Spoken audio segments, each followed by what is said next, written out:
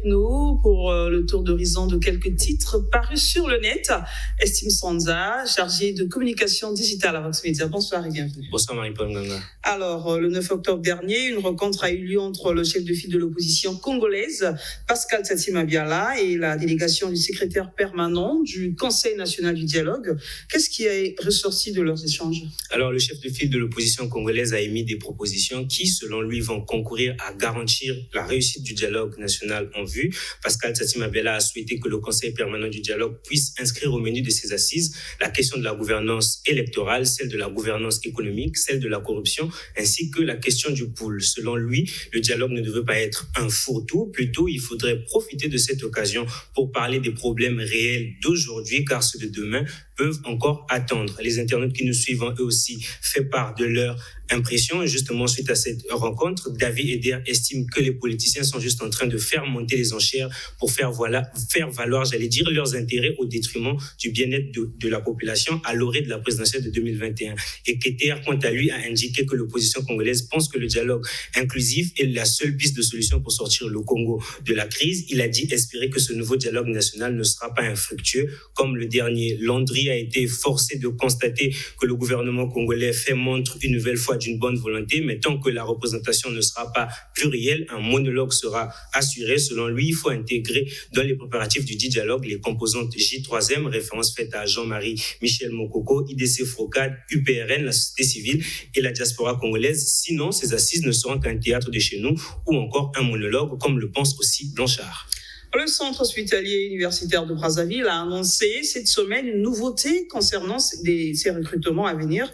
De quoi s'agit-il exactement? Alors, le CHU de Brazzaville s'est doté d'un guide d'embauche. Ce document a été élaboré pour permettre le recrutement d'un personnel qualifié afin d'améliorer la qualité des soins de la structure. La nouvelle a été rendue publique à l'occasion de la 24e session ordinaire du comité de direction du CHU. Le guide en question définit les procédures d'embauche et d'après les dirigeants du centre, ces procédures seront transparentes, objectives et équitables dans le but de mettre fin au recrutement basé sur des critères subjectifs qui, en fin de compte, ne garantissent pas le personnel sanitaire de qualité. Sur notre page Facebook, quelques internautes nous ont dit ce qu'ils pensent de la nouvelle mesure du CHU. Madi a estimé que c'est une belle initiative pourvu que son application sur le terrain soit concrète, et s'est dit que c'est demander s'il doit penser que les choses sont en train de s'améliorer. Point d'interrogation. Alors pour Danilo, tout ceci n'est rien de plus qu'une belle comédie qui va vite s'arrêter. Et Royals a écrit, parfois, il faut arrêter de se moquer des Congolais. On connaît tous comment ça fonctionne. Cet internaute s'attend à ce que le CHU puisse publier des offres d'emploi alors que les recrutements se seront déjà faits clandestinement. Selon le Hicham, l'urgence est plutôt d'évaluer les compétences de ceux qui exercent déjà dans ce centre et de voir comment renforcer leurs capacités. Et ça doit se faire pas seulement au CHU, mais dans tous les hôpitaux, car selon les chiffres de cet internaute, 40% des gens qui meurent au Congo ne survivent pas à cause de l'incompétence des infirmiers et médecins. Et pour sa part, Christ juge qu'il faudrait prévoir des dispositions pour punir ceux qui ne se soumettront pas à ce nouveau guide. On va faire un tour à Pointe-Noire-Estime où la dernière pluie qui s'y a battue a mis en difficulté les habitants de cette ville. Et le site vox.cg a abordé le sujet. Que faut-il retenir à cet article? Alors, il faut surtout retenir le titre même de l'article. Pointe-Noire se réveille les pieds dans l'eau. C'est justement pour faire un peu état des dégâts qui ont été causés. La pluie qui s'est abattue dans les premières heures du 10 octobre sur la ville a laissé des marques. Dans la plupart des quartiers, les eaux ont envahi les maisons, les ruelles, les avenues, rendant ainsi le déplacement difficile au Ponténégrin. On se rend compte que malgré les efforts consentis par les autorités municipales du côté de Pointe-Noire lors de la campagne de construction des caniveaux et de réhabilitation de certaines artères de la ville pendant la saison sèche a été plus ou moins infructueuse puisque la ville océane n'est toujours pas à l'abri des inondations et débordements des eaux. Et notre article sur le sujet a fait réagir bon nombre de personnes sur les réseaux sociaux. Christelle Menga a dit qu'il y a un véritable problème de canalisation à Pointe-Noire et à en croire l'avis de Saint-Eudes, cela est dû au manque de bons ingénieurs dans le domaine du génie civil.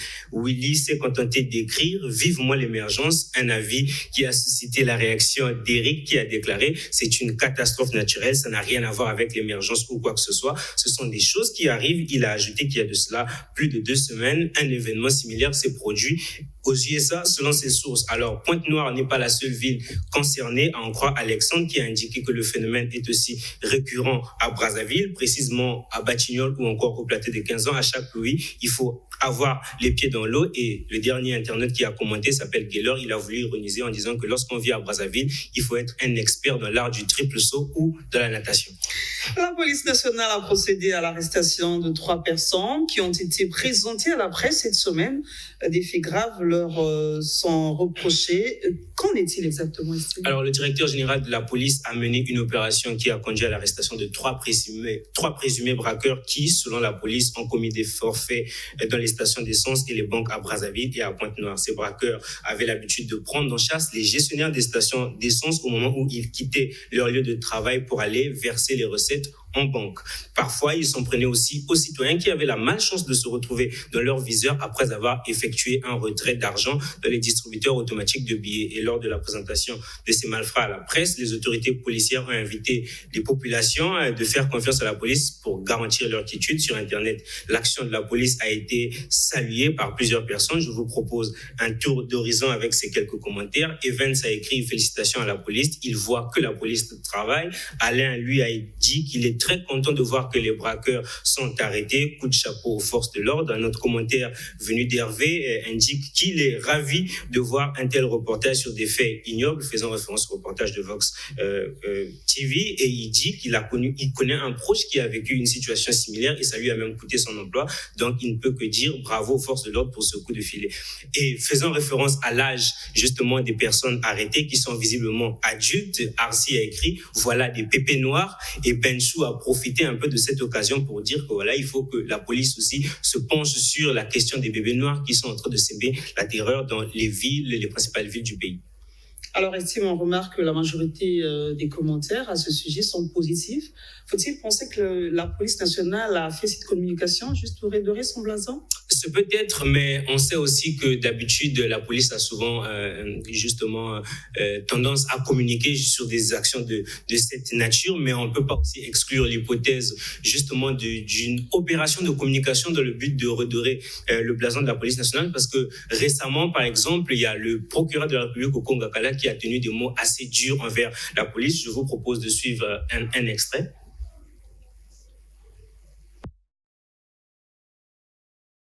Une police faible, affaiblie, incapable de riposter. Ça, c'est quelle police? La police doit être très politique. Mais ici, au niveau de la police, il y a maintenant des partis. Mais comment on va faire? Vous donnez les instructions, les ordres? Non, on ne respecte pas parce qu'on appartient à tel ou tel parti. Non. La police doit être républicaine, incolore, inodore, capable de la République. Et aussi, à côté de ce fait, il y a eu un scandale, s'il faut dire ça ainsi, cette semaine qui concernait un policier qui a eu à tenter justement d'exécuter publiquement un individu. Et ce sont des faits justement qui ne contribuent pas à promouvoir, on va dire, une image assez responsable de la police. Heureusement aussi pour la police, c'est que le monsieur qui a été auteur de ce forfait a été mis aux arrêts et on espère que des actions dans ce sens vont contribuer à peut-être améliorer l'image de la police comme ses dirigeants l'espèrent. Oui, on vient de suivre le procureur de la République, mais au moins pour la dernière opération à l'arrestation des présumés braqueurs, Estime, on va dire grand succès à la police nationale. Hein. Ah, bravo à eux pour ce. Merci beaucoup d'être passé sur ce plateau, Estime Sanza, pour le tour d'horizon de quelques titres parus sur le net. Merci de m'avoir reçu. Merci. Merci à vous aussi d'avoir partagé ce beau moment avec nous. Je vous retrouve à une autre occasion. Au revoir. Une police faible, affaiblie, incapable de riposter. Ça, c'est quelle police? La police doit être très politique. Mais ici, au niveau de la police, il y a maintenant des partis. Mais comment on va faire? Vous donnez les instructions, les ordres? Non, on ne respecte pas parce qu'on appartient à tel ou tel parti. Non. La police doit être républicaine, incolore, inodore, capable de